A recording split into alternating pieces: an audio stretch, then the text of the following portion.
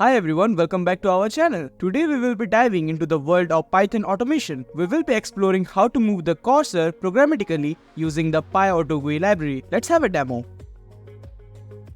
Now as you can see, the cursor is at the center of our screen. While running the script, it will automatically move towards right or towards left. In this case, it is moving towards right, and this movement of the cursor is done programmatically using the PyAutoGUI library.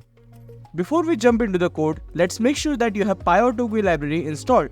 You can install it by using the pip install PyAutoGUI. Now, let's open up our code editor and start exploring. To start, we need to understand the basic function of PyAutoGUI. The move to function allows us to smoothly move the cursor to a specific position on the screen. We can get the screen size using the size method. Well, let's dive into the code. We begin by importing the PyAutoGUI library and getting the screen width and height. Now we calculate the desired position, which in this case is the center of the screen. Now we have to move the cursor to the targeted position. Now we use the move to function to move our cursor from target X to target Y in a duration of 1 second. Now if you want to pause the cursor movement, you can use the sleep method with a parameter of 2.